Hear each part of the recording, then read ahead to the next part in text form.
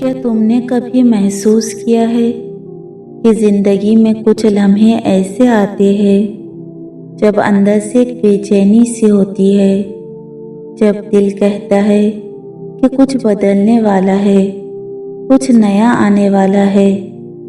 یہ بے چینی، یہ تڑپ، یہ احساس، یہ دراصل اس بات کی علامت ہے کہ تمہارے اندر ابھی بہت کچھ باقی ہے، تمہاری کہانی ابھی ختم نہیں ہوئی۔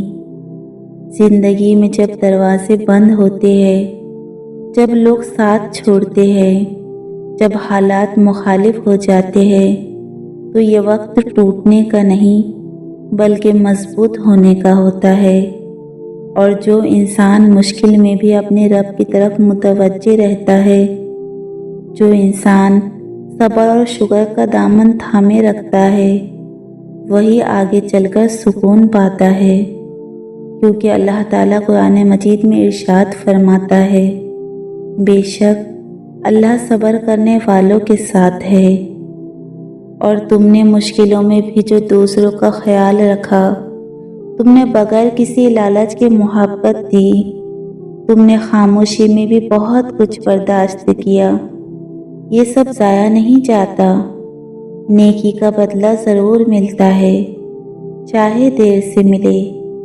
جانتے ہو، رسول اللہ صلی اللہ علیہ وسلم نے ارشاد فرمایا کہ جو شخص لوگوں کے ساتھ بھلائی نہیں کرتا، اللہ بھی اس کے ساتھ بھلائی نہیں کرتا۔ تو میرے پیارے بہن بھائیوں، مایوس نہ ہوں، بلکہ یہ 4 کام کرو۔ پہلا، سجدے میں جاؤ، اپنے رب کے سامنے جھکو، اپنا دل کھول کر رکھو، کیونکہ دعا وہ طاقت ہے جو حالات بدل سکتی ہے۔ دوسرا، اپنی سوچ کو مثبت رکھو، جو تم سوچتے ہو اس کا اثر تمہاری زندگی پر ضرور پڑتا ہے، تو اپنے ذہن کو بہترین امکانات کے لیے کھلا رکھو۔ اور تیسرا یہ کرو کہ دوسروں کے لیے بھلائی چاہو، جو دوسروں کے لیے بھلائی چاہتا ہے، اللہ اس کی بھلائی کا انتظام فرماتا ہے۔ اور چوتھا، اپنی نظریں کھلی رکھو، رحمت کسی بھی شکل میں آ سکتی ہے، کسی کی مسکراہٹ میں، کسی کے ایک اچھے لفظ میں، کسی غیر متوقع موقع میں۔ آپ جانتے ہیں، اللہ تعالیٰ ارشاد فرماتا ہے، بے شک تنگی کے ساتھ آسانی ہے، بے شک تنگی کے ساتھ آسانی ہے۔